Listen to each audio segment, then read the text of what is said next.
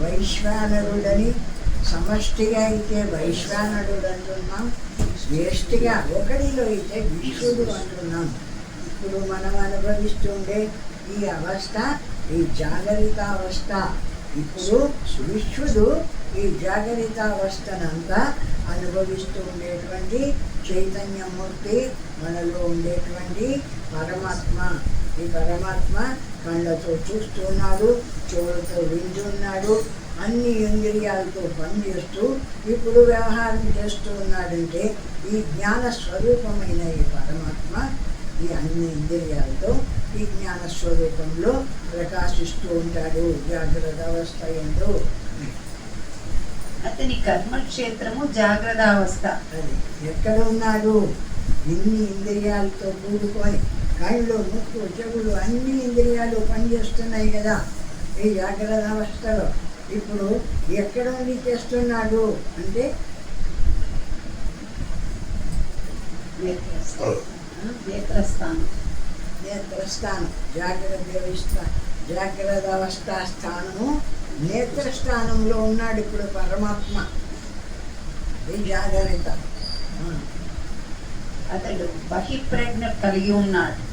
ఇప్పుడు బయట దాన్ని దీన్ని అంతా చూస్తాడు, ఇది ఫలానా ఇది ఫలానా ఇది ఫలానా అని ఈ ప్రపంచాన్ని అంతా చూస్తూ ప్రపంచాన్ని అంతా భావిస్తూ ఉంటాడు ఈ జాగ్రత్త అవస్థలో.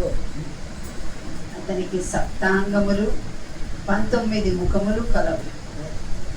19 ముఖాలు సప్తాలు ఉన్నాయి. అతడు స్థూల విషయములనే అనుభవించును. విధంగా కళ్ళతో చెవులతో వేయడము, కళ్ళతో చూడడము, ఈ స్థూల శరీరంతో ఈ అనుభవాలన్నీ అనుభవిస్తున్నాడు. ఇచ్చట ఉపనిషత్తు మనలోని విశ్వని స్థానమును, అభిమానమును, కర్మక్షేత్రమును, అనుభవమును వివరించి చెప్పుతున్నది.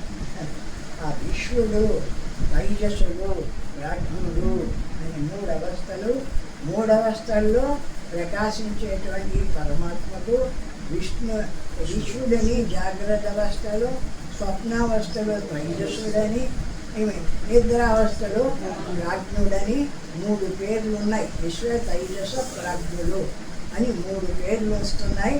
ఈ ఒకే పరబ్రహ్మానికే ఒక్కొక్క అవస్థని బట్టి, ఒక్కొక్క పనిని బట్టి ఒక్కొక్క పేరు వస్తుంది. ఈ విశ్వడు లేక విశ్వానరుడు జాగ్రత్త అవస్థ అభిమాని అయి బాహ్య విషయ ప్రపంచమును అనుభవించు. ఆ విశ్వడు వైశ్వానరుడు అంటే మన ఒక శరీరంలో ఉన్నవాడైతే విశ్వడని, అన్ని శరీరాల్లో ఉండేవాడైతే వైశ్వానరుడని. ఈ విధంగా ఈ జాగ్రత్త అవస్థలో నుంచి ఈ జ్ఞానస్వరూపమైన ఈ పరమాత్మ అన్ని ఇంద్రియాల ద్వారా బయటకు వచ్చి ఈ ప్రపంచాన్నంతా అనుభవిస్తున్నాడు. విషయ జ్ఞానమును కలిగి ఉండుటయే కాక అతడికి తెలిసిన ఆనందానుభవం అంతయు ఆ విషయ ప్రపంచం నందే అవుతున్నది. ఆ విషయ ప్రపంచాన్ని అంతా తెలుసుకుంటున్నాడు అంటున్నాం కదా. ఊరికే తెలుసుకుంటాడా అంటే వాడికి ఏదో ఈ విషయ ప్రపంచం అందు ఇష్టం ఉంది. ఈ విషయ ప్రపంచంలో తెలుసుకోవడంలో వాడికి ఇష్టం ఉంది కాబట్టి ఆనందాన్ని అనుభవిస్తున్నాడు. ఈ విధవ జాగ్రత్త ప్రపంచం నాకెందుకు అని ద్వేషించడా. ఇక నిద్ర లేస్తూనే వాడి పని వాడి ఆఫీసులకు పోవడమో, గొడవలకు పోవడమో, ఏ పని ఏదో అవి గబగబా చేస్తున్నారు. వాడు అన్ని పనుల్లో కూడా ఇష్టంగా ఉన్నాడు. ఇక్కడ ఈ జాగ్రత్త అవస్థాభిమాని 19 ముఖములు అని చెప్పిన 19 ముఖాలతో ప్రకాశిస్తూ ఉన్నాడు ఈ జాగ్రత్త అవస్థ ఎందు అని చెప్తున్నాడు. అనగా పంచ జ్ఞానేంద్రియాలు, పంచ కర్మేంద్రియాలు, పంచ ప్రాణాలు, మనోబుద్ధి చిత్త అహంకారాలు అన్నీ కలిపి 19. అవి ఐదు పంచ జ్ఞానేంద్రియాలు, పంచకర్మేంద్రియాలు, పంచ ప్రాణాలు కలిసి 15, మన బుద్ధి చిత్తాహంకారాలు 4 కలిసి 19 ఇంద్రియాలతో ప్రవర్తిస్తూ ఉంటాడు. ఈ జాగ్రత్త అవస్థలో ఉండేటువంటి చైతన్య స్వరూపుడు. ఈ 19 సాధనల ద్వారా మనము ఈ బాహ్య ప్రపంచమును, జాగ్రత్త అవస్థను అనుభవించగలుగుతున్నాం. ఈ 19 ఇంద్రియాల ద్వారా మనం ఈ జాగ్రత్త ప్రపంచాన్ని, జాగ్రత్త అవస్థను అనుభవిస్తూ ఉన్నాం. ఈ ఆత్మ బ్రహ్మయ్యని ముందుగానే చెప్పబడినది. ప్రత్యేక జీవియే విరాట్ రూపం. ఈ ఆత్మ అంటే ఒక దేహంలో ఉండి ఈ పనులన్నీ చేస్తుంటే వాడు ఒక జీవుడిగా చెప్పబడుతున్నాడు. ఈ దేహభావాన్ని వదిలేసి సర్వత్రా నిరాకారమైన బ్రహ్మంగా చెప్పబడితే అప్పుడు ఏమని విరాట్ రూపం. అంతటా ఏకరూపంగా జ్ఞాన స్వరూపంగా ప్రకాశిస్తూ ఉంటాడు. ఈ విరాట్ రూపమును సూచించుటకే శాస్త్రము తన స్వంత పరిభాషలో ఆ విరాట్ పురుషుడు అధిక తేజస్వంతమగు సత్యలోకమే శిరస్సు. పరమాత్మలో ఆ జ్ఞానాన్ని చూడవాలంటే మనం ఈ కళ్ళు, చెవులు, ముక్కు ఈ పనులన్నీ చేస్తుంటే పరమాత్మ తెలియబడదు కదా. ఎప్పుడు వీళ్ళన్నిటినీ వదిలేసి నిరాకారంగా నిలిచినాడో అప్పుడు ఈ విరాట్ రూపమైనటువంటి జ్ఞానస్వరూపమైన పరమాత్మ ఏకంగా ఒకటే స్వరూపంగా నిరాకారంగా తెలియబడతాడు. ఇవన్నిటికంటే అతీతమైనటువంటి వాడు, దేంట్లోనూ కలసడు, కానీ అన్ని పనులు చేస్తూ ఉంటాడు, ఏ పనితోనూ కలసడు. అటువంటి వాడు ఈ పనులన్నీ వదిలేస్తున్నాడు, వీటిని చూడడం మానేస్తున్నాడు, కేవలం తన స్వరూపాన్నే చూసుకుంటున్నాడు. తాను ఎంతటి వాడు, నేను ఎవరు, నా స్వరూపం ఏమి అని విచారించి ఆ బ్రహ్మమాత్రంగా నిలబడితే విరాట్ రూపంగా సర్వవ్యాపకమైన బ్రహ్మస్వరూపంగా ప్రకాశిస్తున్నాడు ఈ ఈశ్వరుడు. అతనికి సత్యలోకమే శిరస్సు, సూర్యుడే కన్నులు, వాయువే శ్వాస, ఆకాశమే మధ్య భాగం. ఇదంతా ఆ విరాట్ రూపము అంటే ఏమిటిది? ఒక మనిషికి ఉండే రూపం కళ్ళు, ముక్కు, చెవులు, శ్వాస ఇవన్నీ ఉంటాయి. కానీ విరాట్ రూపమైనటువంటి ఆ పరమాత్మకు ఏవేవి అంటే సూర్య చంద్రులే కన్ను కదా. సూర్యుడే కన్నులు, వాయువే శ్వాస, గాలి ఇంత తిరుగుతుందే ఆ గాలే శ్వాస, ఆకాశమే మధ్య భాగము. అంతటా ఉండేటువంటి ఆకాశము మధ్య భాగము అన్నాడు. ఇది కింద 7 పైన 7 ఇంకా ఉన్నాయి కాదు, ఈ మధ్య భాగం కాబట్టి ఈ భూమి ఇది ఆయన. జలమే యోని, ఆయన యొక్క యోని భాగం, జలభాగమే యోని. భూమియే పాదం, భూమియే పాదం. ఆహవనీయ అగ్నియే ముఖము. ఆహవనీయ ఆ విధమైనటువంటి ఆ వేదంలో ఆ హదీసులో వస్తుంది. ఆ అగ్ని ఏది అంటే ఆ విరాట్ రూపమైన ఏ పరమాత్మ సర్వవ్యాపకంగా ఉన్నాడో ఆయన ముఖమే అగ్ని. ఇదంతా చాంద్రకి ఉపనిషత్తులు.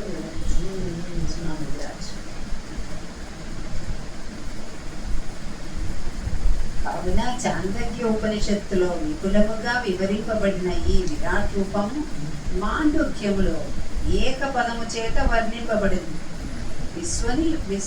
విశ్వరూపం విరాట్ అని చెప్పారు. అయితే అక్కడ అఖండంగా చెప్పినాడు ఆ పుస్తకంలో.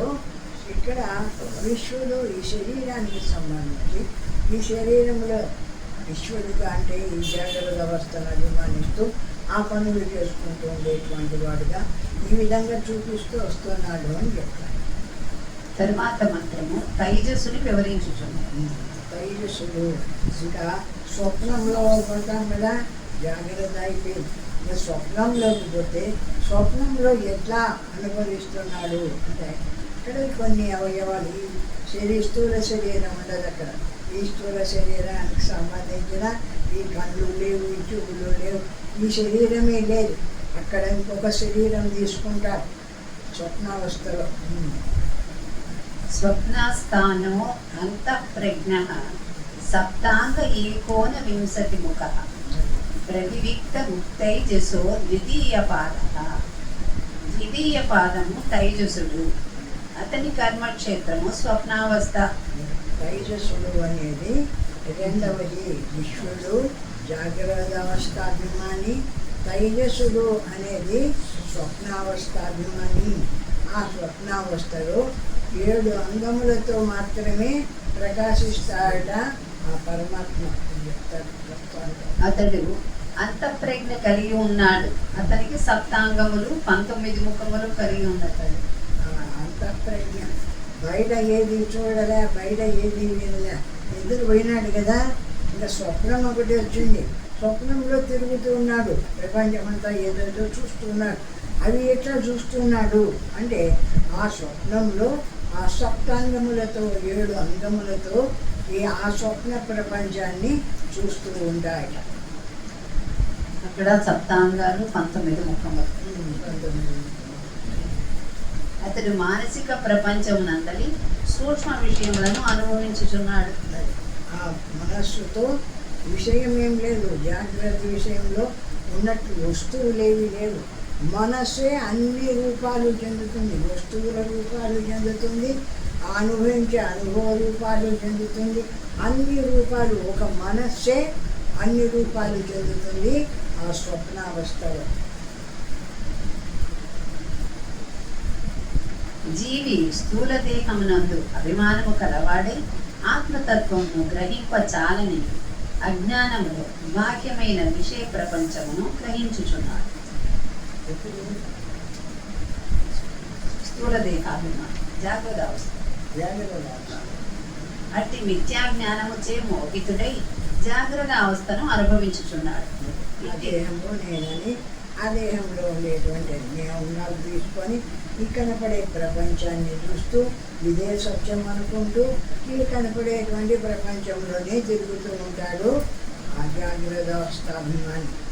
అదే జీవి బాహ్య ప్రపంచం నుండి విరమించుకొని సూక్ష్మ శరీర అభిమాని అయినప్పుడు తైజసుడని పిలువబడుచున్నాడు. ఈ స్థూల శరీరాన్ని ఇక్కడే పడేస్తున్నాడు కదా, ఇది నిద్రపోతుంది కదా. అప్పుడు ఈ స్థూల శరీరం సంబంధం లేకుండా తన సూక్ష్మ శరీరంతో ఆ స్వప్నంలో కొన్ని అంగాలు వాడుకొని అక్కడ ఆ ప్రపంచాన్ని తనే కల్పించుకొని అది ఈ శరీరంతో వాడికి అవసరం లేకపోయినా తన యొక్క జ్ఞానంతోనే ఇంతటి అక్కడ పూర్ణ జ్ఞానం లేదు. మళ్ళా ఏదంటే అది చూస్తాడు, ఏదంటే అది సత్యం అనుకుంటాడు. అక్కడ విచారణ చేసేటువంటి జ్ఞానం లేదు. అటువంటి అజ్ఞాన దశలో ఒక ప్రపంచాన్ని సృష్టి చేసుకొని ఆ ప్రపంచమందు విహరిస్తూ ఉంటాడు ఆ స్వప్నావస్థ. తైజసుని స్వప్నావస్థలో ఒక ప్రత్యేక ప్రపంచము గలదు. ఇచ్చట ఈ మంత్రము తైజసుని కర్మక్షేత్రమును, అతని అనుభవించు విషయ ప్రపంచమును, అతని స్వభావమును గురించి వర్ణించుచున్నాడు. అక్కడ ఏ ప్రపంచం లేదు. వాడు ఒక ప్రపంచాన్ని కల్పించుకుంటుంటాడు. ఏ ప్రపంచం చూడవాలనుకున్నాడో ఆ ప్రపంచాన్ని కల్పించుకొని ఆ ప్రపంచాన్ని చూస్తూ అదే సత్యం అనుకొని అక్కడ సుఖ దుఃఖాలు అనుభవిస్తూ ఉంటాడు ఆ స్వప్నావస్థాభిమాని అయిన తైజస్సుడు. స్వప్నములో ఉన్నప్పుడు ఆ స్వప్నమును చూచువానికి అది ఎంత సత్యమైనప్పటికీ ఆ స్వప్నము సత్యము కాదనియు, అది వాస్తవంలో స్వప్నమును చూచువాని మన సృష్ట ప్రపంచమే అని మనకందరికీ తెలుసు.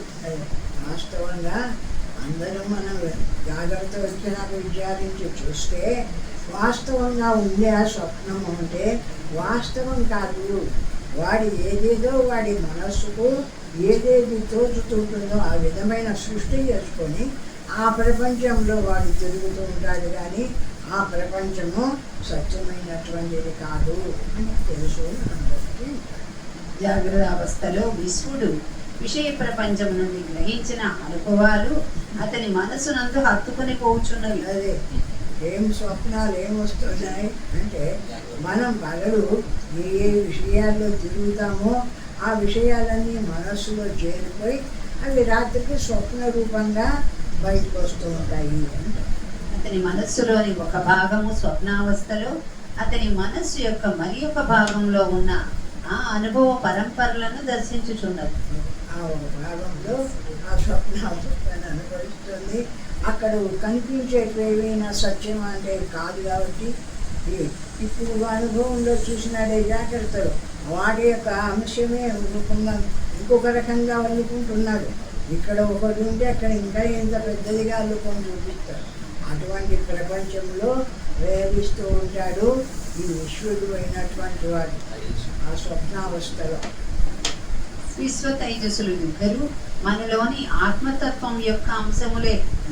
మనలోని ఆ శుద్ధ చైతన్యము స్థూల దేహాభిమాని అవునప్పుడు వైశ్వానరుడు, అతి శుద్ధ చైతన్యము సూక్ష్మ శరీరాభిమాని అవునప్పుడు తైజస్సుడై స్వప్న జగత్తును అనుభవించుతున్నాడు.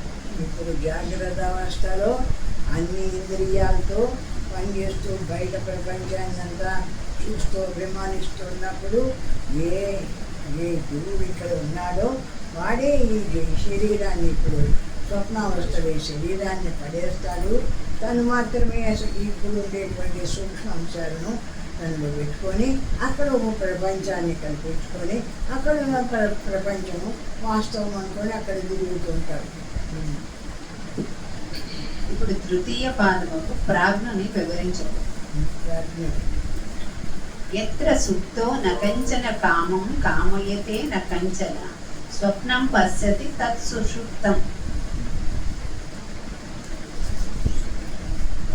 సుషుప్త స్థానః ఏకీభూతః ప్రజ్ఞానఘన ఏవ ఆనందమయో ఆనందభూత్ చేతోముఖః ప్రాజ్ఞః తృతీయ పాదః.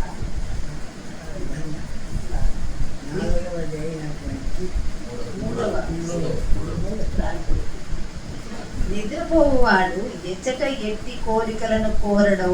అది వాడికి అక్కడ ఆనంద బుక్ అని పేరు. వాడు ఆ నిద్రలో ఉండేటువంటి ఆ ఆనందాన్ని అనుభవిస్తుంటాడు. వాడికి ఏం కావడం. ఇప్పుడు జాగ్రత్తలో ఈ స్వప్నం జాగ్రత్తలో ఇంకా ప్రపంచం అంతా అది కావాలి ఇది కావాలనుకుంటాడు. స్వప్నంలో వీటి అనుభవాలు ఏవో కొంచెం అట్లా వాటిల్లో ప్రవర్తిస్తాడు. సుషుప్తిలోకి పోయేవాడికి ఇవేమీ లేకుండా ప్రశాంతంగా నిలబడి ఎక్కడుంటున్నాడు అంటే ప్రాజ్ఞుడు అంటే ప్రజ్ఞాస్వరూపుడై అంటే అంతటా ఏకంగా ఏ జ్ఞానస్వరూపము నిరాకారమై నిలబడిపోయిందో ఆ స్థితిలో నిలిచిపోతున్నాడు ఈ ప్రాజ్ఞుడైనటువంటి వాడు. ఎచ్చట స్వప్నము కూడా చూడడో అది సుషుప్తి అవస్థ. ఎక్కడ జాగ్రత్త కనిపించదు, ఏ స్వప్నము కనిపించదు, ఏది కనిపించకుండా నిరాకారమై మూఢావస్థ ఏది లేదు. కాబట్టి అక్కడ ప్రపంచమే కనిపించదు. ఏం కనిపిస్తుంది? ఆనందంగా ఉంటున్నాడు. ఎందుకు సుఖంగా ఉంటున్నాడు? ఆ పూర్ణ సుషుప్తిలో అంటే ఈ ప్రపంచం ఏది అక్కడ కనపడలేదు కాబట్టి కేవలము పరమాత్మ జ్ఞానస్వరూపమైన పరమాత్మ సన్నిధానంలో నిలబడి ఉన్నాడు. అక్కడ వాడికి ఈ ప్రపంచము ఈ ఇంద్రియాలు ఈ అనుభవాలు అన్నీ విడిచేసినాడు. కాబట్టి ప్రపంచం అక్కడ ఏ ప్రపంచము లేకపోయినా తన జ్ఞాన స్వరూపమైన పరమాత్మ ఉందే ఆ పరమాత్మ అనుభవాన్ని మాత్రమే చూస్తున్నాడు. కాబట్టి అక్కడ అనుభవం ఒక్కటే ఉంది. కాబట్టి అయితే నేను పరమాత్మ అనుభవాన్ని అనుభవిస్తున్నాను అనేటువంటి జ్ఞానం లేదు. ఆ జ్ఞాన దశ మనోబుద్ధులు రెండు కూడా ఆ జ్ఞానంలో చేరిపోయినాయి. కానీ ఎట్లున్నాడు అంటే ఈ రెండింటినీ దాటేసినాడు. కాబట్టి ఉండేది అక్కడ కేవలము ప్రజ్ఞాస్వరూపమైన పరమాత్మ ఒక్కటే ఉంది.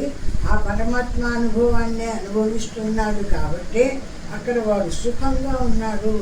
ఆ సుఖం ఎక్కడి నుంచి వచ్చింది? ఆ నిద్రావస్థలో గాఢ నిద్రలో సుఖం ఎక్కడి నుంచి వచ్చింది అంటే ఆత్మస్వరూపం అందే ఉన్నాడు. కాబట్టి అయితే అక్కడ నీది బ్రహ్మస్వరూపము, ఇది నా స్వరూపం అనే జ్ఞానం లేదు కాబట్టి అక్కడ మూఢ స్థితిలో ఉండిపోయినాడు.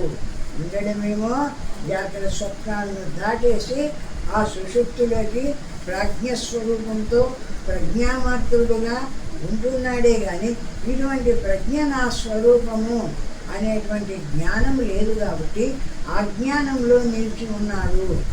కాబట్టి ఆ జ్ఞానంలో నిలిచి ఉన్న ఇక్కడ ప్రపంచమంతా లేదు కాబట్టి ఆ అక్కడ స్థితిలో ఆ ప్రజ్ఞాన స్వరూపమైన ఆ ఆనందాన్ని అనుభవిస్తూ ఉన్నాడు. అందుకే గాఢ నిద్ర అనేది మహాసుఖంగా ఉంది. ఆ సుఖం ఏమిటిదంటే పరమాత్మ సుఖము.